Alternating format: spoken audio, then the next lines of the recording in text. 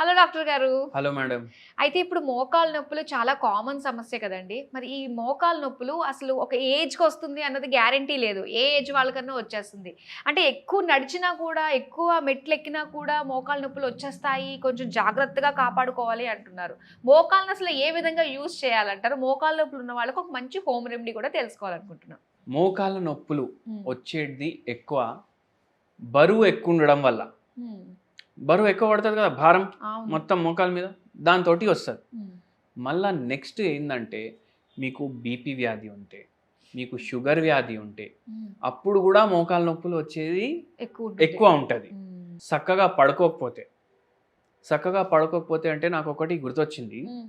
మన దగ్గర హైటెక్ సిటీలో హ్మ్. ఉంటారు పేషెంట్. వాళ్ళు వచ్చారు మన దగ్గరికి. వాళ్ళది యాక్చువల్లీ సొంతూరు ఎక్కడంటే పరిగి దగ్గర. హ్మ్. పిల్లలు ఇక్కడ పనిచేస్తున్నారు. ఇప్పుడు వాళ్ళు కూడా వచ్చి ఇక్కడ ఉంటున్నారు. హ్మ్. వారంలో 3 సార్లు పరిగి పోవాలంట. ఓహో!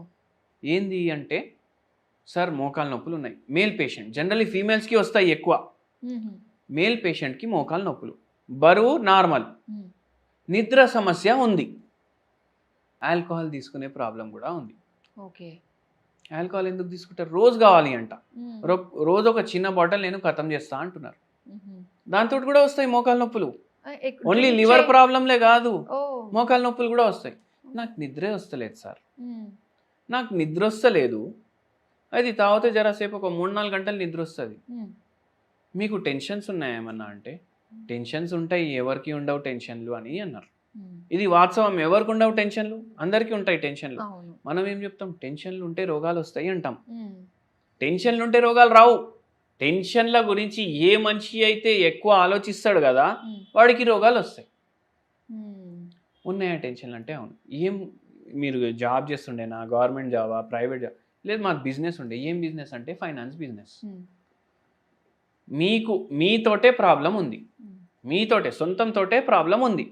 అందుకే మీకు వచ్చినాయి మోకాలు నొప్పులు అని చెప్పిన. హ్మ్. అట్లెట్లా చెప్తున్నారంటే, మళ్ళీ మొత్తం బరువు మోసేది ఏది? మోకాలే. మోకాళ్ళు. ఎవరు బరువు మోస్తుంది? మీ బరువే మోస్తుంది. మీకు మీతోటే ప్రాబ్లం ఉంది. హ్మ్. అయితే అవును సార్ ఉంది. ఏముంది అంటే, హ్మ్. మాది ఫైనాన్స్ బిజినెస్, హ్మ్. డబ్బులు ఇస్తాం. ఒక మా కస్టమర్ ఎన్నో ఇయర్స్ నుంచి కస్టమర్, హ్మ్. ఫస్ట్ లక్షల్లో తీసుకుంటుండే. దాని తర్వాత అంటే పరిగి అంటే ఒకటి పరిగిలోనే లేరు కస్టమర్లు. హ్మ్. శంకర్పల్లిలో ఉన్నారు, వికారాబాద్లో ఉన్నారు, మొయినాబాద్లో ఉన్నారు, మళ్ళా సేడంలో ఉన్నారు. అంటే మొత్తం ఒక 100 కిలోమీటర్స్ చుట్టూ ఉన్నారు. ఓకే. ఫస్ట్ లక్షలు ఇచ్చినాం, దాని తర్వాత కోట్లల్లో పోయింది. వస్తుంది ఇంట్రెస్ట్, అన్నీ అవుతున్నాయి. హ్మ్. సడన్గా బండ్, ఓహ్! ఆల్మోస్ట్ 50% నాది గిరాకీ అయిననే. హ్మ్. ఆయన ఇప్పుడు ఇస్తలేడు. ఏంటంటే పరిస్థితులే ఎట్లా ఉన్నాయి. నేను ఒకటి అడిగిన, హ్మ్. మీది ఫైనాన్స్ దందా కదా, హ్మ్. ఎవరు తీసుకుంటాడు డబ్బులు? అవసరం ఉన్నోడు తీసుకుంటాడు. వాడికి ఎందుకు అవసరం పడింది? మన దగ్గర లేవని తీసుకుంటుండు మీ దగ్గర. హ్మ్. హ్మ్. లేనోడు తీసుకున్నాక ఎట్లా ఇస్తాడు రిటర్న్? ఇస్తారని గ్యారంటీ కూడా ఎలా ఉంటుంది? ఎట్లా ఇస్తాడు? ఆ! ఇప్పుడు మీ దగ్గర షూస్ ఖరాబ్ అయినాయి. షూస్ హ్మ్. ఖరాబ్ అయితేనే కొత్తవి తీసుకుంటాం కదా, అవును. లేకపోతే లేవు అంటే కొత్తవి తీసుకుంటాం. హ్మ్. ఇప్పుడు లేనోడే తీసుకుంటాడు. అవును. మన దగ్గర లేవు కాబట్టి వాడు తీసుకుంటుండు. అన్నిటికన్నా రిస్కీ బిజినెస్ అంటే మీ బిజినెసే. అవును. లేనోళ్ళు తీసుకుంటారు, రాకపోతే ఇవ్వరు. హ్మ్. అవును సార్, కరెక్టే సార్. హ్మ్. మళ్ళీ మీ పోయినాయి అని అనుకోండి, ఏదొచ్చినా సంతోషపడండి అని అన్నా. హ్మ్.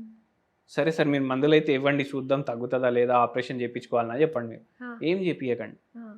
మందులు వాడండి, నిద్ర కూడా కరెక్ట్ వస్తుంది. హ్మ్. మనం మందులు ఇచ్చినాము, ఆటోమేటిక్ ఆయననే ఆల్కహాల్ బంద్ చేసిండ్రు. ఆ మందుల ద్వారా అడిక్షన్ నుంచి బయటికి వచ్చే డి అడిక్షన్ కోసం కూడా హోమియోపతిలో మందులు ఉంటాయి, ఓహోహో! ఓకే. అది వదిలేసిండ్రు. ఆ!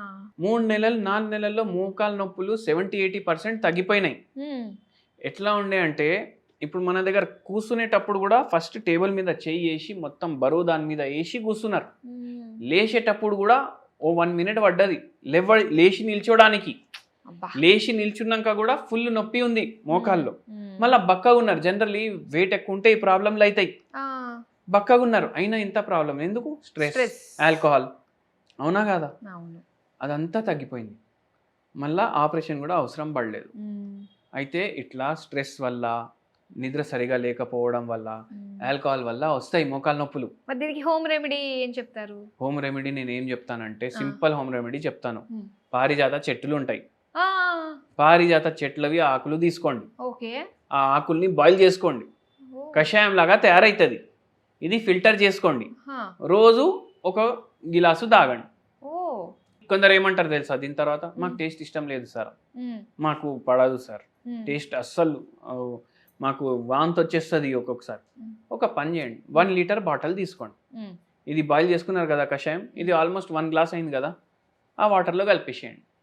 టేస్ట్ కూడా రాదు, అవును, పోతూనే ఉంటుంది. దాహం వేసినప్పుడు ఆ నీళ్ళు తాగండి, పర్లేదు అంటారు. అంత డైల్యూట్ చేసినా ఏం కాదు, పోతుంది కదా బాడీలో, లోపలికి వెళ్ళిపోవాల్సిందే అంతే. ఇప్పుడు మనకి టేస్ట్ ఇష్టం లేదంటే నేను తాగను అని ఫిక్స్ అయిపోతారు, ఇట్లన్నా పోతుంది కదా. ఓకే, ఇంకా తగ్గుతుంది కూడా, చాలా మందికి రిజల్ట్ కూడా ఉంది. ఈ పేషెంట్ కి హోమియోపతి తోటి అండ్ ఈ పేషెంట్ కి ఇదే చెప్పినాం, హోమ్ రెమెడీ కూడా. ఆ పేషెంట్ మొత్తం బయటపడ్డారు. ఈ టాపిక్ తోటి ఇప్పుడు ఇంట్లో ఖచ్చితంగా పారిజాతం మొక్క పెంచుకోవాలి, ఖచ్చితంగా పెంచుకోవాల్సిందే. వెరీ గుడ్ డాక్టర్ గారు, చాలా చక్కగా తెలియజేసినందుకు థ్యాంక్ యూ సో మచ్ అండి. థ్యాంక్ యూ అండి.